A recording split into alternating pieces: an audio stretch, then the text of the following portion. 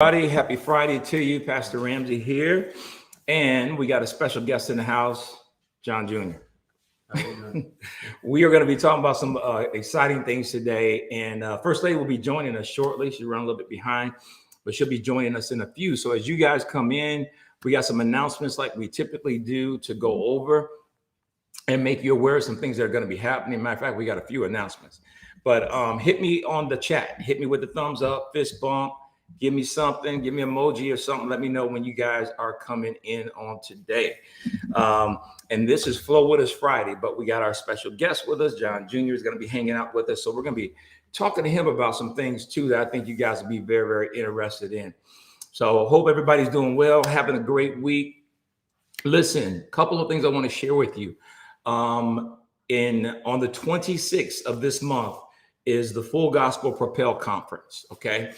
You guys did a tremendous job responding to the Marriage and Family Conference last year that we hosted. But as a church, we want to respond to all the other conferences as well. There's only 3 conferences in the year. I see Lady Ramsey over there with all the hearts. I got you, babe, got you. There's only 3 conferences during the course of 12 months for Full Gospel. It is a great fellowship that's worthy of being supported. But let me just put it to you this way. What's more important for me as it relates to our people at New Life Worship Center is to sharpen your leadership skills. What have you done in the last year and a half to sharpen your leadership skills? And even if you have done some things for that, this conference is a game changer. It's called Propel. You can register by going to fullgospelconference.com and you can register for the Propel conference. What's great about it is that once you pay and you register, you get all of the content, all the keynote speakers, all the workshops, all the dialogue sessions. You get everything for the next 30 or 40 days. So if you can't watch everything in the first 3 days, not a problem at all. You can go back. As a staff, we're bringing our staff together for a staff training day during the conference. And we're going to take one of those days for our staff to come in. We will all watch the conference together, write down our notes, discuss it afterwards, what we're learning, how can we grow, what can we improve. To me, when someone's serious about being a leader, it's not just about becoming a leader. It's not just about becoming a successful leader, but can you maintain the success in your leadership? And the only way you do that is by continuing to grow and continuing to study. Also, we have coming up here, starting on Sunday, is going to be our food drive.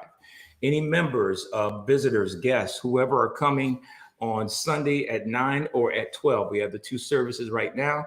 On Sunday morning at 9 or at 12, bring in canned goods, bring in non-perishables, bring in things. We would love to have you bring in things to be a part. Here's the reason why, because Thanksgiving outreach is going to be coming up soon. And we are going to feed 500, not individuals, 500 households. That is going to require an incredible amount of food. And you guys know how we do it when it comes to Thanksgiving. We don't want people to come up and we throw them a couple boxes of cereal and some milk or something, but they're going to have the entire Thanksgiving dinner just like you would have. They'll have their choices of having the turkey and everything with it, or having chicken with that to replace that, or Cornish hen. Because we discovered a couple of years ago that some people were saying we would love to have the turkey, but we don't have a way of making it. If we could have the chicken or we could have this, that will work for us. So you know us, we're trying to accommodate everybody. Hey, I see you over there. Lagatha. Great to see all you guys. Lauren's in the house. First Lady's in the house. Now, I know we got quite a few of y'all in the house, but I need some people to holler at us real quick. All right, we see you, Lady Baker. So today is Flow With Us Friday. Again, our special guest is going to be John Ramsey Jr. And I'm going to be talking with him. We are going to be talking with him and sharing some things with you guys about his life, about just life in general, things that we'll be talking about as First Lady gets here. So we're very, very excited about what's happening and very encouraged about what's going on in our world. Because you know why? Because the kingdom is always victorious. No matter what it looks like, the kingdom is always victorious. All right. With all of that said, John Jr., He is a 5th grade teacher out at Perry Township. and working on his master's in the evening and doing a little bit of everything else. Tell us what's happening with you since you are now in your first quarter, as your mom and I say, of adulting and all of that and handling everything. How's it going? I mean, I definitely think at times it presents like its challenges and everything, but Mm, it's just, reminding myself that it's like a learning experience and stuff. yeah. And, managing, paying, my bills, how much, okay, you get a certain amount of paychecks per Hmm. month. How can I manage that to overall be able to do certain things that I want to do, like, going to Yeah. the mall or going on dates, Hmm. different things of that nature. So it's really just, I don't want to act like I have it all down packed because I've only been working, full time, career job since Hmm. August. Hmm. But I'm still at the same time just like learning. Yeah. Now you're coming along. You're doing pretty good so far. Let me ask you this. When you see young adults like yourself coming out of college, getting their first job, trying to get situated, whether it's an apartment, whatever they're doing, um, how much of a financial challenge do you see? Is finances a big challenge for them, managing it and doing what they have to do? Do you run into a lot of young people like that, or what do you see out there? I mean, I think it's a mixture of both. I Hmm. think it's a mixture of people out there that are handling their business, their Hmm. finances, and then there are people that aren't. Hmm. I think at the same time, it's I'm not really in the shoes to judge or say Hmm. I'm only gonna surround myself around these type of people, but I do think it's interesting because I think you can learn things from like Hmm. both perspectives. People that could manage their money a little bit better, and then Right. people that are doing it better because I think there's, people out there honestly that are, doing it better than myself as far as managing those aspects. So Hmm. anything I can kind of like learn or, Right. gravitate to, from that, I'm always open to. One of the things we talk about sometimes is school debt. And Mm-hmm. the majority of students come out with some level of debt. Do you see that as, now you've been blessed to not be in that predicament, but Mm-hmm. your bills are still real for you. But Okay. question is that, do you see added pressure with that, with a lot of young people that have graduated from college and how they navigate that? Now, here's the reason why I asked that, because it's so easy to go get the loans. The Mm-hmm. challenge is when it comes time to pay them back. And this is not throwing rocks at that at all, because many people have to do this to get through school. Yeah. What we encourage is go to a school where you can minimize the amount of debt that you're going to have to pay it back Mm-hmm. once you come out of there. But do you see some of your friends, buddies, people that you know that that's a real challenge when they come out? I mean, I think it's a challenge. I mean, I think if we're, looking at reality, I think it's not really a lot of, households where, okay, I have a scholarship to rely on, or oh, Hmm. okay, I have the academics that are taking care of my schooling. Right. Some, have to take the loans and, that's okay.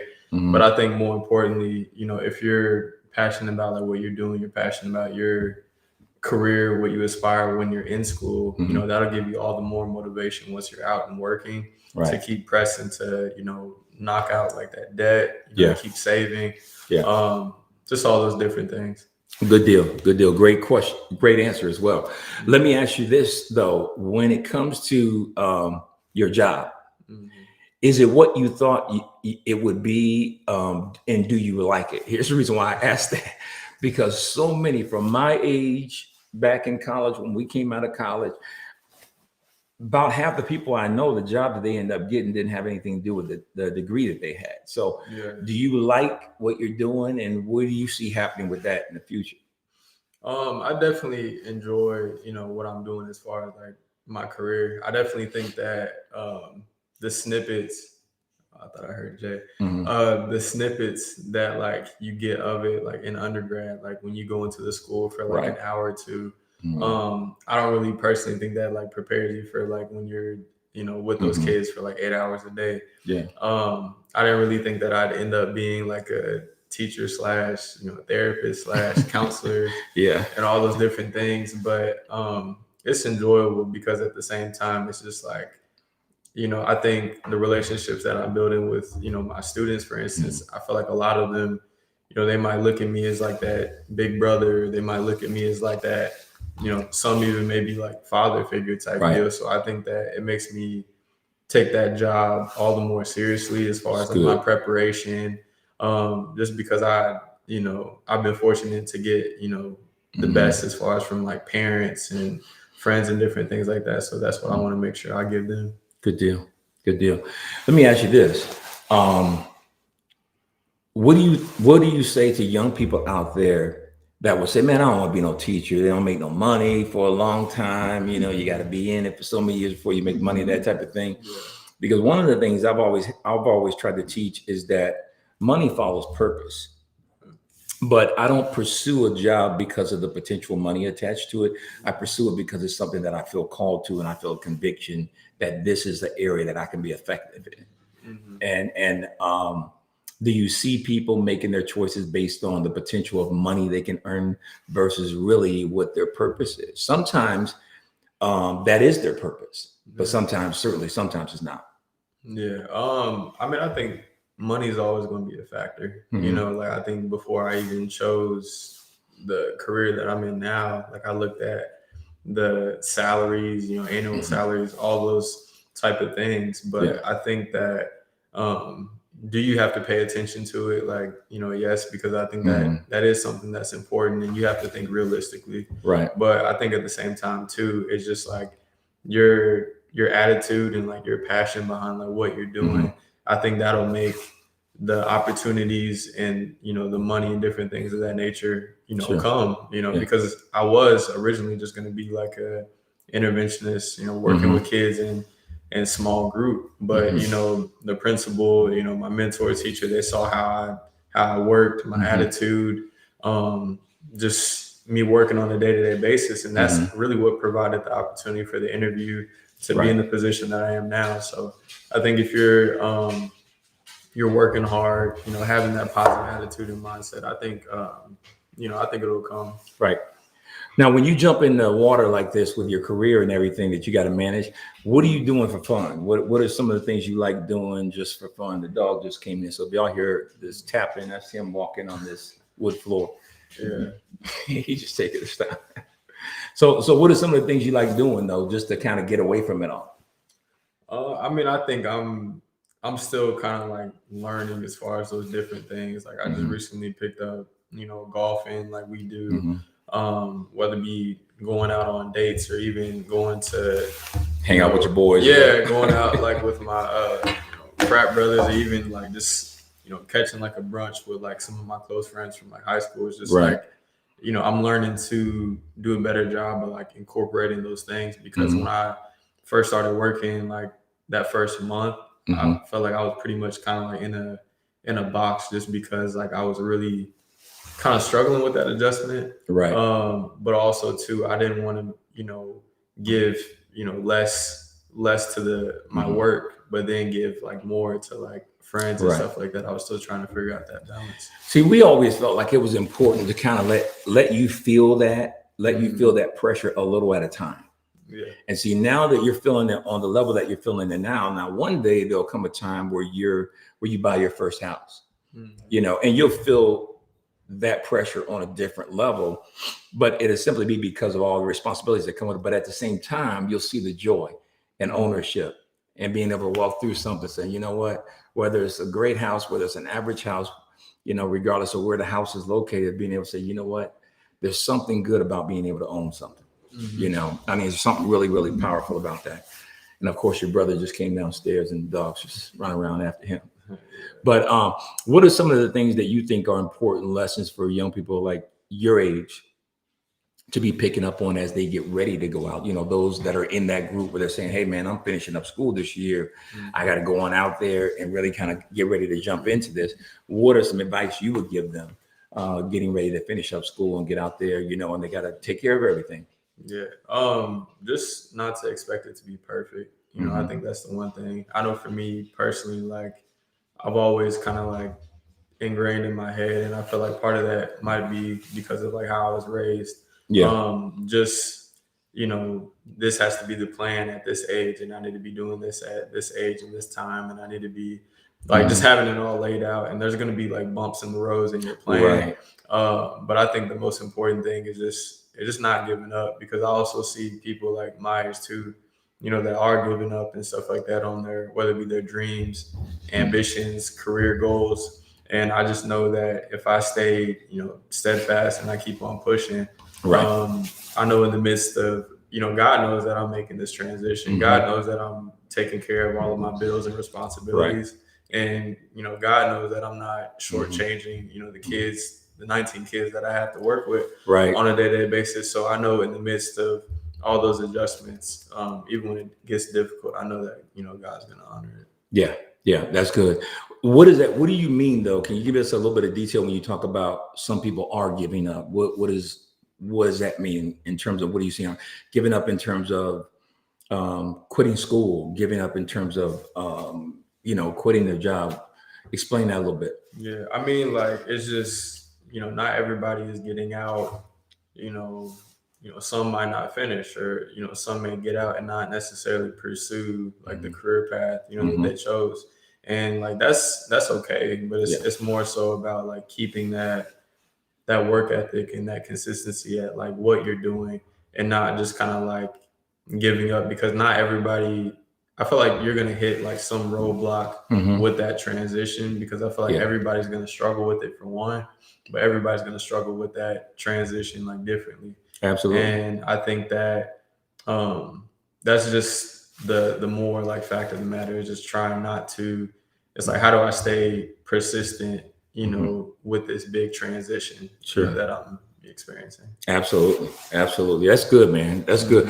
Well, as parents, we're proud of you. We know everything's not perfect, but we know that one of the things that you've learned is how to make adjustments, and that's huge in every arena of life. So we know that when curves are thrown at you, you know how to evaluate, okay, what are my options?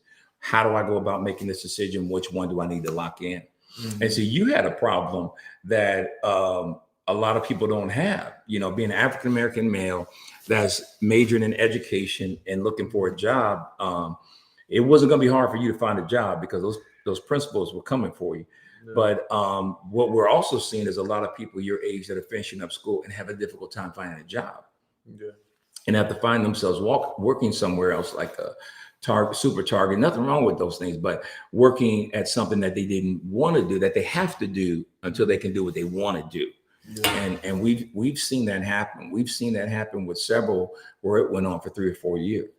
So that would have to be extremely challenging. So just in that in itself, in COVID, to come out and go into a full-time job, that's a blessing. That's a blessing. Let's talk about Jay, man. What you want? Tell them a little bit about this past week, what we did with Jay. Yeah, it's hard. We because I usually get my hair cut. I've been kind of like hopping around with different barbers and everything, but we took him to the Dominican barber shop, and he took down the box. Them brothers are serious. Yeah, he took down the box that he's had for like 5 years or so. Right. And he's able to. You want me to go ahead? So he cut it more like yours. Mom's here. Mom's in the house. Multitasking as always. You guys did a good job. I was listening to it. Look at me cut off. I knew she was gonna say that, John. So she came here. I knew she was gonna say that. But I am cut off. But I'm trying not to. How do I get this thing? There we go. Yes. Now listen, if you can go on your phone for the contacts, I can make the screen come out, and that's gonna be easier. Is that good? Yeah. Okay. Yeah. Hello, everybody. Thank you for joining us, the family room. I had to be handle multi things. Why do I still look so big? You don't look big. It's the camera. It is the way it's the camera. Look, I almost look big in this thing. So no, you're good. Maybe push it back a little bit. What's that? Couldn't you push the computer back? No, I ain't doing no more adjustments. I ain't doing no. You really want me to push it back? Yes, I do want you to. So it's on us too close. Yes. It's okay. on us too close. All right. Is that better? Yeah. Okay. All right. See, that's my job, Johnny. I try to help him. I don't know. Steven Spielberg. Because I didn't. Yeah. Spike Lee. Go ahead, just talk. No, but see, I knew what you'd be looking for when you came in. Because it's all about the back being centered. Huh? It's Flow with the Friday. Do you see? Boy, they're gonna have to flow with it then. This is what we do, Johnny, because I told him your back has to be centered. And you see how it's not. I set everything up. But do you see how it's not centered? Yeah. A lot of people ain't think about that though. Most of the brothers ain't think about that right about now. We got a whole backdrop that's half not in the picture because you got it at an angle. All right, Mrs. Ramsey, want you since you want to come in like we trying for the Academy Awards and everything. So go ahead and talk about. Rondre said that Jay's beard is looking better than his beard. So what was going on with that? Johnny was telling the story about what we did Monday. Yeah, no, I was just gonna say that just to let his beard, finally come in and everything. So because my dad can't get the size, I can't get the size. So it's like I can't get nothing. The size. Yeah, so it's like let somebody like flourish. Yeah. But it's a good look on him. He looks, his age and because he will be 21 next year. So. Yeah, he's 20. Yeah. He's 20 and he will be participating in graduation. That's just hard to believe, isn't it? Yeah. Thinking about you being in your first year of college and him, being 20, getting ready to transition. I had a meeting for him this morning about what his next is going to look like. Mm-hmm. He will more than likely participate in a day program, maybe do some volunteering at Goodwill. So we're looking at putting a whole program together for him. Mm-hmm. Have you ever thought about what his next will look like compared to yours? Do you ever think about, because you're typical and, going to college or, young people go to a military or they have a trade. Did you ever think about what his next will look like, what his adulthood would look like for him?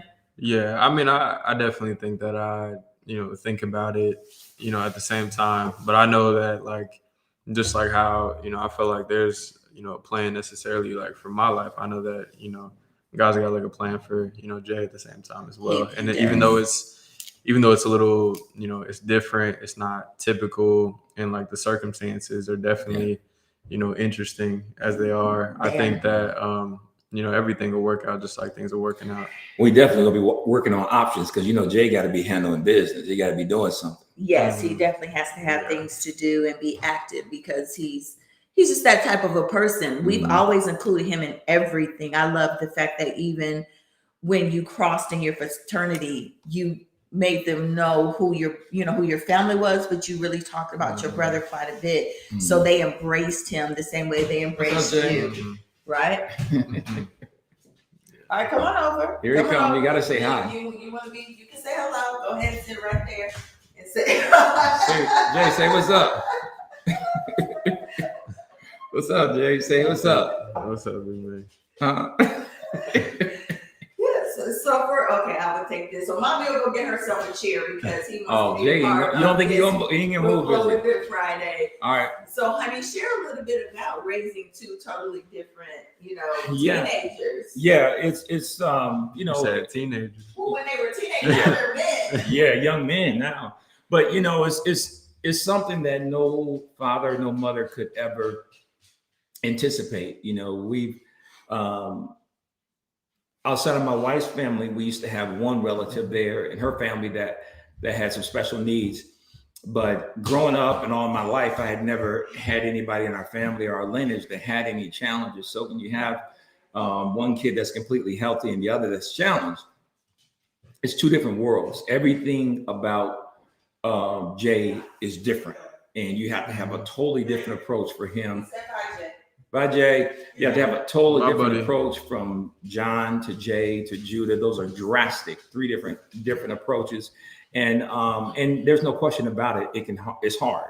It's not easy, but at the same time, he brings so much love to the family, and you love him so much that there's a lot of fun that comes with it too. And if you just focus on the challenge, you're going to have a hard time seeing all the good that comes out of his life. So for me, it's been a blessing. First couple 2-3 years, I really didn't know how to handle it. I didn't know how to talk about it with someone. I didn't know how to communicate about it. I kept it all kind of locked in. I didn't really know what to do. But, with his condition being rare, a lot of his condition, there wasn't a lot out there at that time. And so we're digging in books and online and trying to find everything we can to see, okay, what is prognosis here? What are things we can do? Are there workshops we can go to? So there's a lot of work, but it is worth it. I mean, Something as simple as going to the barbershop. This week when Johnny and I took him on Monday, when you saw the barber turn him around and he saw himself in that mirror, I mean, that was priceless. Now, for most people, that's nothing. But for us, that was priceless. The rest of that day, every time he passed the mirror, he was stopping and looking. Yes, he was. And they look at himself. There are quite a few comments. It's who did this? Turn it around so they can see what I'm talking about. Come here, Bishop. No, but I just wanted you to turn around. The dog jumping on me. All right, you gotta let him get up there. What does he want? I have no idea. Okay, this is the Come family. over here, Bishop. Everybody's just on 10 today. Goodness gracious. Well, Legathia says fresh cut looks good on Jay. Latoya said Jay know that he's fresh. Tony said, Sister Tony said he looks more like Johnny now. And yeah, everybody's going wild today. I guess this is truly Flo. He was jumping up on her over on and that he side. Doesn't do that. He know better. Don't jump up She on don't be babying him and I don't. He's a dog. So some of the people look. Gigi Sharon Wilson said he is so handsome. And no matter what haircut he has, so, and he knows it. Yeah, he knows it that. too. He definitely does. What I can't wait is when he goes back to school because he was on break this week. Yes. When I drop him off, they gonna go crazy over his cut, and Jay just gonna be smiling. Yeah, Judah's in school. Her fall break is next week. So yes. Johnny, you get 2 weeks. Now, how does that feel to have 2 weeks off for fall break? Yeah, I deserve it. I think you need to come get your sister next week. You rest this week and come get your sister next week. There are a lot of things when you become an educator that they do not tell you about. I know from personal experience, your father knows from personal experience working in schools. What things surprised you the most about, having 19 kids that you're responsible for? I know I've heard you say something about the balancing aspects of it because people are still grading papers, getting prepared for the next day. So what was one of the things that you were like, man, I wasn't prepared for this part of it that you had to figure out on your own? I guess, I would just say like really is like the emotional support. I think that's like the biggest thing is just like, I realized how much I would have to give as far as that emotional support and encouragement, with them. And then it's just like, every student is like, different, just like we're all like not the same. So it's just like to try to like support them and to be there for them emotionally, because like when you do that, that's when you get like their best work. Absolutely. Absolutely. I would say I treat all students fair, but not the same. Yeah. Because this one needs a pat on the back. This one I could just give a look to. Yeah. This one needs to hear, great job, great job, great job. Yeah. And this one doesn't want you to say anything because it embarrasses them, but as long as they know, but figuring all of that out is a lot. Yeah, and the biggest thing is just, I don't know. I think it might just be like a newer like generation like thing, but it's just like if you yell and stuff like that, you're not going to get like the best response, because I see like others, like other teachers do that, and it's just like you get the exact opposite of what you might be trying to get. But I think it's always been that way, but some people they still yell. Yeah. Because I wasn't a yeller. And I'm still not a yeller. And because you don't get the best out of them. Yeah, I never was. Because you yell at them. Wouldn't you say that? And the reason why I never did that when I worked in the school counseling is because they get it. They get that all the time. Yeah. Home or in different arenas of their lives. So, it wasn't going to drive the point home anymore. So what I found is just same thing he found and you found is that talking to them is more effective than hollering at them. Yeah. And I believe you have to be called to be an educator, to be a good one. Mm-hmm. That God can truly anoint you to do that job. So many people, they just want it because summers are off. Yeah. They're off when their kids are off. They get off of work. That's why there are a lot of women in that profession, because of the fact that they looked at it as far as raising their family with their schedule. But it takes so much more. It is not, even when the bell rings and when they get on the bus or they get picked up, school's still not over. Yeah. There's still so much more to do. How many men are there in your building that work in education? Are there any more male teachers? No, teachers, there's one other, and then like total, including the principal, it's like including the principal and myself is 3. 3 men in the building. in the whole building. In the whole building. And they really are pushing. I think a lot of school districts are really pushing and trying to encourage males, not just African American males, but definitely African American males to get involved with education. There's a shortage right now. In Indiana, there's a shortage. I know it's probably across the country, but I know Indianapolis for sure. There's a shortage of teachers. Yeah. There are schools right now that are lacking teachers, that want teachers, that are trying to find teachers. They're not available. Just like Pike Township has the e-learning day today. I saw it on the news because there's no bus drivers. Why do you think that is the case, though, with the teachers not having enough? People are not going into education. Like John said, all the aspects of a teacher, first of all, they're not paid their worth for a starting salary. And a lot of people just don't want to put up with it. And they don't want to deal with it and do the work in it. Which is sad. So there is a shortage of teachers, especially elementary teachers. There's a shortage, and then they hear that there's a shortage of bus drivers.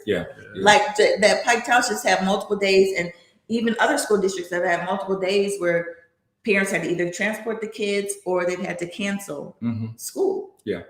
You know, one of the things I was going to tell you, you know, we talk about a lot of things all the time, but one of the things I was going to tell you is that when you come over to get the kids, seeing that picture is priceless for us as parents. Like when you took Judah to the mall and everything, when you walked out the door, I looked at your mom, I was like, she getting ready to try to milk him. I know she is. She know he working now. She about to get paid at that mall. But you know what? Taking Jay to I think the she movies. just likes spending time with them. She really does. She does that with us. She's she asking works us for things. Yeah. But she just likes spending time. Like you'll tell her you gonna come get her. She'll say, "Damn, I'm gonna need $30."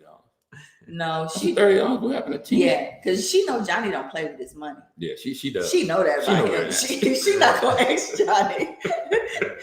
Yeah, she knows Johnny don't play with his money, but she gonna ask you and she's gonna ask me. I mean, but I think what makes it like enjoyable is, you know, I mean, she knows that aspect obviously, but like we can be in the mall looking around and she'll be like, I really like that shirt. Like, I want that shirt. I was just like, okay. So like we'll go around, like keep looking. And then like I'll see her and she's like, yeah, I don't really think I want anything from here. And I said, like, grab the shirt and then like we can go. So it's just like it's being able to do things, you know, like that, you know, for her. It's like I know that are things that'll stick, you know, with her, you know. The quality time, being a sibling, an older sibling, like you're the oldest and I was the oldest, and you see how that can carry on. Yeah. Through adulthood. It doesn't end, you know, once you become an adult, you're still always going to be that role model in their life, and that person in their life.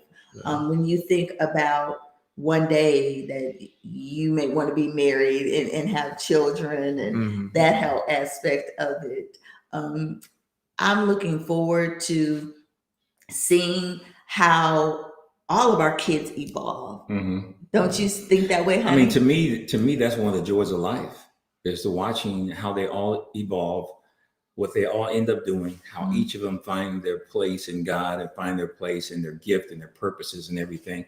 And even you can be out of college and you may not be in your ultimate thing God's going to have you doing.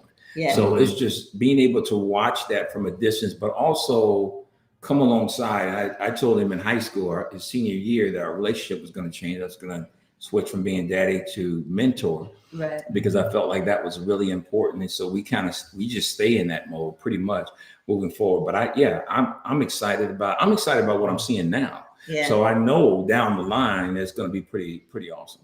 We don't have a bucket list, but we have a live list. What are some things that I'm just like Jeremiah is trying to like, he's kind of realizing like they're busy. So what can I get away with that they're not going to see me doing? But what are some things on your live list that you want to accomplish? Is there places you want to visit? You know, what are some things that you say that you want to do one day in life? I mean, definitely probably like, I don't know. Like I feel like I'm still like learning and figuring those things out. Because obviously like it's gonna take like money to do those things. So I just think I think like the biggest thing for me is just like get established, like grind, and then it's just like, you know, after like let's say like, you know, some months of doing that, like I can do a summer trip, 2022, or, Yes. I can do, maybe not this fall break, but the upcoming one, go to like, Egypt or something, which is like a bucket place on like my list. Oh, So is that one of their, you think that's because your fraternity, you study so much about it? just as a black man, just wanting to go. I mean, obviously, like that added a factor like to it. Yes.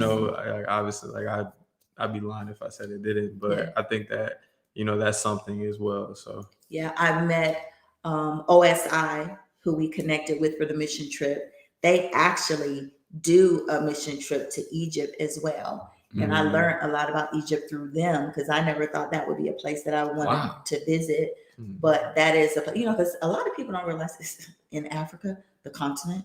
So people kind of separate it from Africa. And I learned a lot about it there as one of the places to do. But understanding that things cost money. I think sometimes young people that have a blessed life, or their parents do a lot of things for them, they don't understand that. You've always understood that. I recently was chuckling to myself. You threw a set for your birthday with yourself and your friends, because you just turned 24, and I recommended a caterer and some other things. You asked me, "Hey, Mom, check." Them prices is different, isn't it? It's a different game. It's a different game when you eating it versus ordering it. Yeah, I mean, but it feels good at the same time when, like, you budget and you can pay for it. Because that does feel good, doesn't it? Yeah, because I think more than anything outside of like, did I think about paying for it? Like, yeah, but at the same time, just to see like, my friends, like frat brothers, like everything in general, just being able to sit down and eat and play cards, just have a good time with me. Like, I think that's, that meant a lot. So that was, and one thing that your dad and I have really understood, because your mom likes to plan stuff and do things. We're now at the season where we ask you, "Hey, what do you want to do for your birthday?" And you were like, "Well, Mom, I'm planning this, that, and the other." Okay, cool. We usually do a family dinner. This year he had so much going on. He was just like, "Man, I could just have some pizza." I was like, "You sure you want pizza?" For your family dinner. But it ended up, he was cool with that. I think you enjoy getting the fight. You and your dad are kind of into doing that. Yeah. Because I know we're going to be able to spend time together. He got whooped. Yeah. What was that? Your boy got whooped. Well, tell them about the fight. Yeah, that's something you guys like to do together. Tell them about it. It's just, we were hoping for I was gonna say Wilder. Yeah. It didn't happen this time. So yeah, he hit that canvas 3 or 4 times. I don't remember. That's what I'm saying. I ran out. I stopped counting after a while. Yeah. And I think that's something to share too, that your seasons evolve. You guys, when he was younger, it was athletics. Taekwondo was what you did together. Mom handled the school stuff, the trips, the traveling and all that. But you had, Taekwondo, and you had track, you had football together. So you had those things together. Now that he's evolved out of those things, finding out something you like to do together. So you guys have started golf together. We take golf lessons. That was that was his birthday present that we gave him, was a set of golf clubs. So golf together, watching the fight together. So as a parent, you just don't say, well, they're an adult now. You find different things that you can do or that you enjoy doing with your children. Golf will be something, Lord continue to give me health. That'll be something we can play for years. Yes. And what's great about it is, you can take your club with you and experience different clubs around, like when we vacation, different things like that. If you were to come with us, all those types of things. So I think it's going to be a nice addition. As a young adult, do you feel quality time with your parents is important?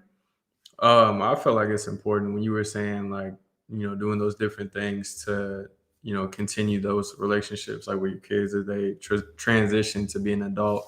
I feel like it's a two-way street. I feel like as a, young adult, like you have to want to like do the necessary things to kind of like build that relationship and to keep it, existing. And I know for me, it's like, I don't know, like an older brother, and just in general, it's like I never really want to like, disconnect no matter how busy I get, because I feel like it would be the worst thing if I went, a month or 2 months without even like checking in or like, because I feel like, there might be some people my age that do that, so it's just like, I definitely want to make sure that I keep a a present relationship, you know, not just in like your guys' lives, but in like my siblings' lives as well. Yeah, and you do a good job about checking in and seeing how we're doing, and then even I have to make myself cognitive of what can I do to support you.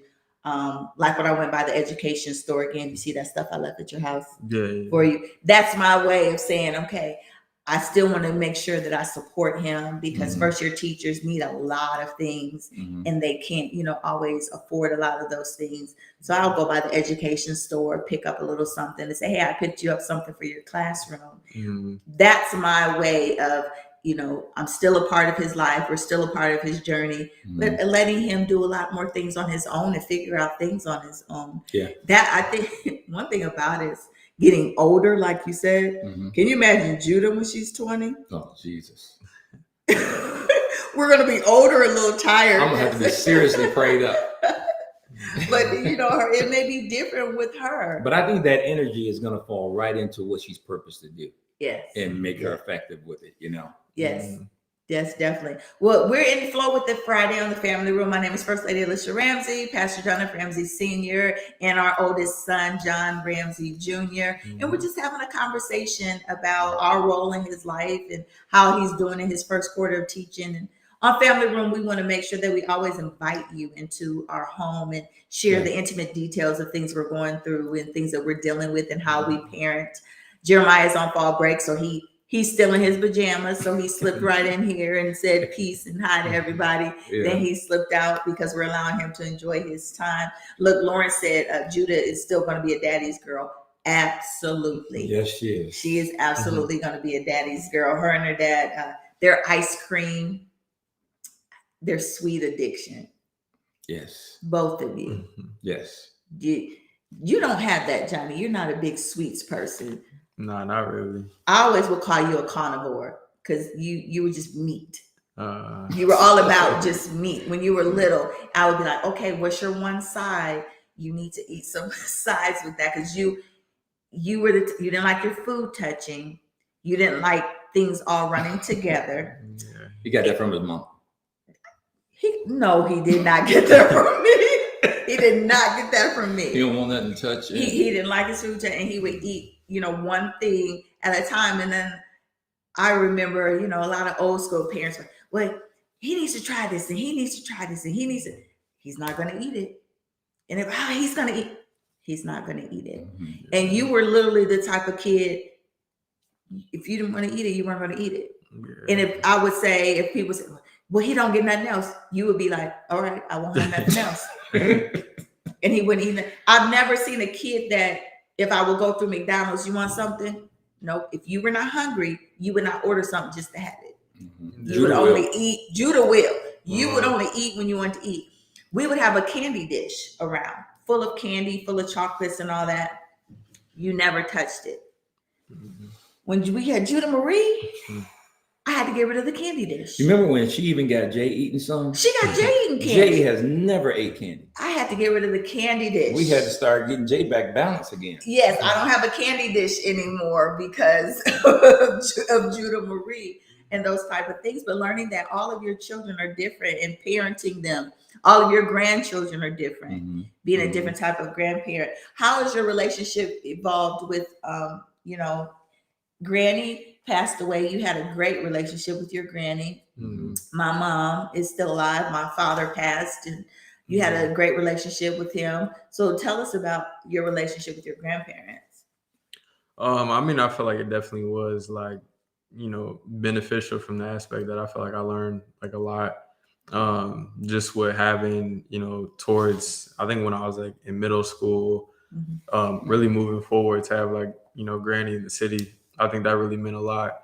And also too, I felt like she kind of like was able to, of course she would take me to like, the middle school parties and stuff like that. Granny was good for that. But I just think that like, she really was just able to like, kind of like teach me a lot as far as like things that I necessarily may not have like soaked in with you guys. And, I think her personality and like my personality are like very similar. Yes. And like we would just like they were very similar. Yeah. And I just felt like we could just be around like each other and like we eat and we sit and it's just like really like we're just kind of like content. Like we don't really need like Mhm. a whole lot, you know, Yes. to be like happy. You know what I never told you? And I don't know why. I think I just forgot. When mom was losing her memory, and I was, we took her back to Fort Wayne for those last couple of months, and had a great nursing home there and everything for a couple of months. And so I would drive down every other Monday. Mhm. And the first time I got down there, you know, because of COVID, you couldn't go in and see them or anything like that. So I had to go around the building to this one double door, press this button, ask for a nurse. They would go get her, bring her over to push her up to that door. Mm-hmm. When she first got there, she didn't know who I was. I could tell by the way she was looking at me. Mm-hmm. And so I got to thinking to myself, I said, you know, man, this is not good. I said, it's okay. What can I do? What can I do? And so I jumped on my phone. I started going through pictures real quick. And I always remember the relationship she had with you.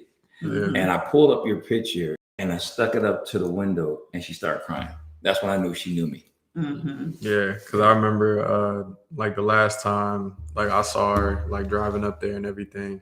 I remember getting, you know, the tattoo that I have, like, you know, with her name on her Yeah. on the side, and just saying, you know, Georgia on my mind. And I remember when I went up to her and I was talking to her a little bit, you know, obviously like the state she was in, it kind of like seemed like it was in one ear and like out the other. Yeah. But then it was just like, you know, I kept talking. I remember giving her like a, you know, a kiss on the forehead, and then like I like pulled back my sleeve and I showed that to her. And then like I just saw like the tears coming down, and then I just knew. I didn't know that. Yeah, and I just knew that like she heard me, you know. And I Yeah, was, she did. you know, after that, you know, I maybe stayed like a minute or two later, but I was content with, you know, that being the last time, for one, and then for two, her always knowing that, you know, like there's a piece of her like with me, you know. Yeah. You and your father did such an amazing job with her, because I watched when the roles changed. Because when you were in middle school and when we were traveling a lot between, you know, we had a lot of ministry traveling we did when he was in middle school. Granny, so we had, you know, Sister Mary would help with Jay. We didn't have Juliet. And then Granny would have you, and Granny would pick you up for practices. Granny would drive you here. Granny would do that. And then I watched the roles change when you started to drive. Yeah, you would pick her up And for you church. would pick her up for church. Yeah. And she loved that. And we would like, you would take her to get something to eat. And then you the one had her on the way back to the nursing home. You'd be stopping at that chicken place. What was Jordan's. Jordan. And Yeah, get her, she was- Johnny got her hooked on Jordan. So just watching that relationship was so valuable. I had that kind of relationship with my grandparents, and my grandmother didn't drive. So I remember when I first started driving, picking Grandma Mary up, and when she wanted to go to the grocery store, when she wanted to go to the mall, J.C. Penney's, you know, whenever she wanted to do, Lish, you come, yep, Grandma, come pick you up and take see, you. I never had those things, so it was fun. It was fun for me to watch that. Yeah, for you to see that, and then you were able to see my grandmother and have your them, grandmother. and that relationship. I was her favorite.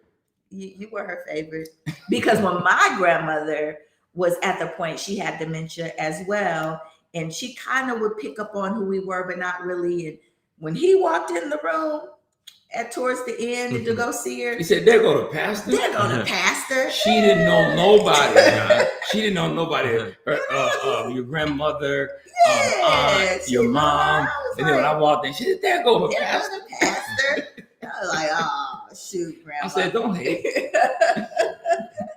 But you know, that has always been an important part of having the different generations. And I've seen that. I've watched you for 26 years. Yes. And how important that was to you. I was always about supporting that, because I know that meant that was like a second mom. Right. And remember, there was a time when both my grandmothers would come, my dad's mom, my mom's mom, and they would come to our home. And so Johnny grew up with those different generations, and he sees the importance of that. And I think that is one of the things I love, that even when you're dating somebody or you have friends, you respect the multiple generations in their life, because everybody doesn't understand that. How important it is for you to, when you pick someone to date or someone chooses you to date, do you look at their whole family dynamics? I mean, I definitely think it's an important dynamic to look at, for sure. Okay. I just know for myself, like personally, obviously, like you want to look at the person's like, character, intentions, just like, how like a woman might be, concerned, and really heavy on like a man's intentions and stuff like that. Yes. I feel like it also needs to be like vice versa. Like a man needs to consider that as well. But I think one thing about it is too, is that I think this might steer off a little bit, but like a lot of the experiences that like I learned, especially like dealing with Granny and everything like that in general, I felt like it showed me like how I need to like treat a woman, if that makes sense. No, Like, that's good. That's like good. Taking her, like from holding the door, for Granny and stuff like that, or what it be taking care of like, the bill and stuff like that, and even oftentimes making sure she's situated and stuff like that before I'm situated myself. And I think those things kind of like help me to like transition that into like the relationship aspect. But to kind of like steer back on that, I guess it shouldn't be, I don't know, like it really just depends upon like your values. If family is really important to you, then her family may not be like that important to you. You know what I'm saying? But like if family is like very important to you, then like establishing those relationships with her mom, her dad, and siblings is going to be all that more important to you. Definitely. I know for me, it means the world to your dad and I could say this both, that we know you take that into consideration. The person you're dating, and when you gave me the call to say, Mom, how she treated Jeremiah without your prompting. You watched that. Like you've always watched that though. You were little. You already know. You already know if it don't work for mama, it ain't going down. Yeah, but you were little and you watched how people treated your brother. And that determined if that was a friendship or not based off of how you treated your brother. So you did that from the get-go, from him being in your life. But to see that you're an adult now and you kind of watching to see, well, because there are some people, let's just be honest, that are uncomfortable around people with exceptional needs or special needs. They don't know how to react. They don't know how to respond. And I know people may say, oh, that's mean, that's harsh, but it's just the realities of our life. It is. People are uncomfortable. So you watch that, and just the fact of you dating someone and saying that, Mom, she was very comfortable around Jay, that really meant something to you. Yeah. Do you feel that everyone in your age bracket looks at the whole picture, not just how somebody looks physically? Is it more so, because social media has put that damper on dating to make things so focused on the physical instead of character traits? Yeah. I don't know. I feel like, does that play like a factor and stuff like that? Like, yeah. I mean, like Dad said like last week, I mean, like, I don't know, as men, like we be lying if we say like if we said that your daddy's still if there. we said that it didn't. But I think at the same time too, it's it's one of those things when, especially like now, I guess like being like 24, I really look at like the things that person may possess and different things that like I lack in regards of a relationship. Like I kind of like I struggle with my communication. I struggle with being able to express my emotions in certain situations. So how can I be with someone that can help to like balance those things, but also that can push me to get better in those areas, because I recently just started going to therapy and stuff like that. I didn't really think I would be someone that like oh, therapy, like why do I need something like that? But at the same time, it's someone I trust, one of my frat brothers, and it's just like I'm improving on myself, to become the best version of myself, so I can like give that, if that makes sense. Give me something, man. I'm proud of you. No, that is so good. It's great, because that's something your dad and I didn't, experience thinking the need of till we were older. Yeah. We carried so much growing up, he and I both. Like even the emotion part, sometimes I say that, oh my gosh, he got that from me, because your dad shows his emotions so much better For me, I felt like I never could because I had to handle everything. So I couldn't, have, show emotions because. And I would force her to talk, John, when we first got married. Ooh. I mean, really, man, for a while. I was horrible. My thing would be like, no, it's not going to be like this. Well, that's no. Let's talk about this, or because I was shut down. But think about it. You took what you went through as a child and you flipped it to be like, I'm not going to be like that. And I function the same way. Like, I don't have time to have emotions. I don't have time to communicate. I just have to handle it. You're right. Or if I'm feeling, and think about it, in many houses we grew up in, you couldn't share how you felt. No, not at all. It didn't matter to nobody. So like I was used to like, if this is how I feel, I just deal with it. I'm not going to communicate how I feel. What difference is it going to make? Right. And that was the wrong way to think. That was the wrong way to think. But no, that's good. That's good. Latanya says this, so proud of you for going to therapy and sharing. Martina said, very good. Just getting young people to understand, don't wait until you feel like you're having a nervous breakdown. Don't wait until you're depressed. Don't wait until, you can't function to go seek the resources that you need. Right. Absolutely. I think it's great. And you're noticing also they're doing so much more about that on TV now. It seems like when Simone Biles, when she had her challenge at the Olympics. Yes. In a sense, that was a great thing for millions of people, because that spotlight there made the media start pushing it out that much more. And who knows how many lives can be saved because people are seeing, okay, no, this is something that's totally appropriate when you got to have these stressors, or if you need something, or if you're going through something, or if you don't know how to process something, or something that you need to deal with, Yes. Keisha Hardy said this, I definitely shut down. I feel like there are a lot of people that shut down. A lot of people do, because that's a defense mechanism. And a lot of us haven't. I had to learn how to work on, and I'm still working on it, but I had to learn how to not shut down. But see, get them to understand that, because you are a communicator. So sometimes people think because you're a communicator that you don't shut down. Yeah. Exactly. So, there will be times where I would get upset about something or frustrated about something. And so my go-to was to just shut down, because, years ago, my fear was, I've seen a lot. I just didn't want to react to anything the wrong way. And so my way was to just turn the light switch off. Right. Did you know that's how your dad reacted to things? As far as what? Did you know your dad would shut down?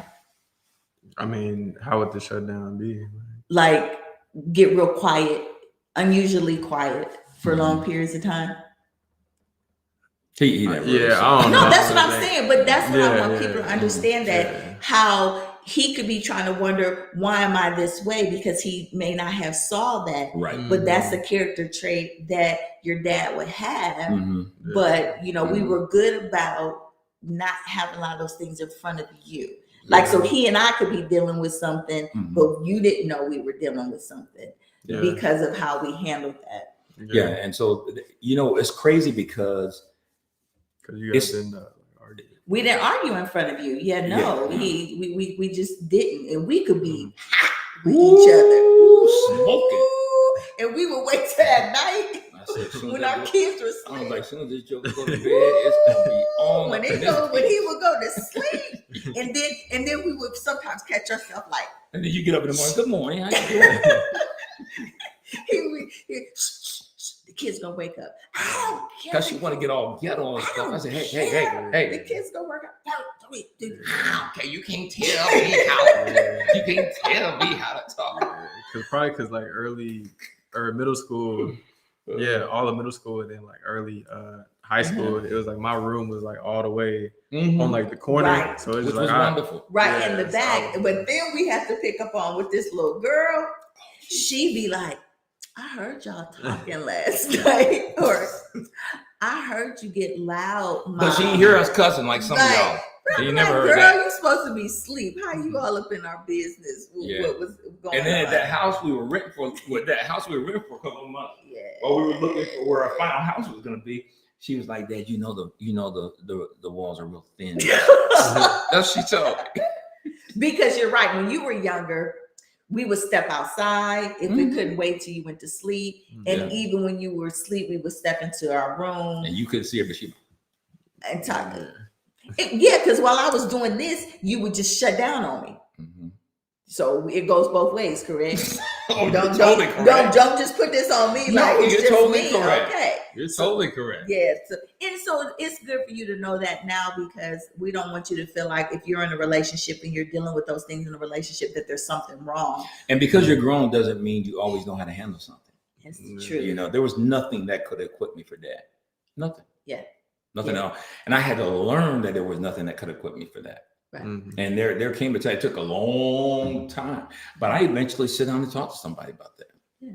And I had to ask him, I said, look, I need to know, am I processing this stuff right? Tell me something, you know, and go into that a little bit, because what you don't want is to go through something and then let it go through you. So that I'm acting a certain way towards her and I don't even realize it. Right. Yeah. So in an odd sense, I'm destroying what I love, but I don't know that I am. Right. Yeah. Because I'm not aware of some of the stuff I'm doing or saying or whatever when I'm in a certain place dealing with that. Yeah. So, You know, or having a son with special needs, having a brother with special needs, the weight of that is ungodly. And because we handle it well, a lot of times we didn't understand the weight that we were carrying, or the fear. You know, it's not the norm to see your sibling have a seizure that could kill him, or be in the hospital. Like to hold him during it. Right, to hold him during that. Like, you did all of those things and you handled it so well because you saw your mom stay calm. You would stay calm, and that's not really dealing with the emotions of it. So it's important for you to be able to have that outlet now. But we end up having a great conversation for our Flow with the Friday today. Great talk. Thank you for joining us today. And how can people stay connected? We'd love to have you guys stay connected with us in the family room. We've got some exciting things we're going to do in the new year, and just some great things coming up. So I want to encourage you to support the ministry. You can support the family room several different ways. You can do it through the Cash App there information, or you can text the word give to 844-972-3594, and you can support it that way. We really hope to bring you more interviews in 2022. And we're putting some things together for that, because we have been able to have a handful of guests that were outstanding. Definitely. And so some of those guys will be back. We'll have other people with us, ladies. We're going to highlight businesses like we did last week. We're going to do a lot in the new year, highlighting Black-owned small businesses. Love it. And giving them as much love as possible, like we did last week. Just so important that we support our own and help them get off to where they're trying to go. Definitely. So as Pastor Ramsey shared at the beginning, remember, we are having a food drive at New Life Worship Center. It starts this Sunday, October the 17th. Bring boxes of canned goods, non-perishable items that we can use for our Thanksgiving giveaway. Our goal is to feed 500 families. We are going to be open for that big Thanksgiving food drive on November the 20th. So mark your calendars. Let somebody know that has a need. Also, we have a coat drive on October the 23rd that we're going to have at our pantry. Gently used or brand new coats will be collecting at our main location. There will be boxes outside under the covered area. We check those throughout the day, or you can bring them on a Sunday. So we're looking forward to a lot of the great things that we have coming up at New Life Worship Center. And also, you know, if you're going to the grocery store, you can grab a couple extra canned goods and just bring those with you. But however you choose to do it, we appreciate the help, because you all know that when it comes to Thanksgiving, it's going to take all of us to make this happen. But we're confident that God's going to bring everything together, and that we're going to impact and really minister to 500 households. Yes, we are about that. So as we close out in prayer, if you would like prayer for your family, if you would like prayer for your adult children, if you would like prayer on how to function better as a family, just put a heart emoji in there, and we will cover your family in prayer. Remember, we always take your prayer requests, so always feel free to put them in the thread throughout the family room time. If you are watching this later in the day or another day, still put your request in there, because we cover those on a regular basis. Absolutely. So thank you all for being with us on this Friday. Hope you have an incredible weekend. Go to church on Sunday at New Life Worship Center at 9 or 12. Let's pray and let's believe God for a great weekend. Father, in Jesus' name, we thank you for so many people God. that take the time out of their day to really be dedicated to supporting this and being a part of it, God. And I pray God. that you would bless them today, that something's been said today in our dialogue, and as John's spoken with us as well, that something's been said, Lord, that encourages somebody, that lifts them up, that really strengthens their heart and their life and gives them encouragement that they can see on the other side of their situation. And we just ask you to bless in an incredible way. In Jesus' name, amen. Amen. Have a great day, everyone. Be blessed. Have a good weekend. See you soon.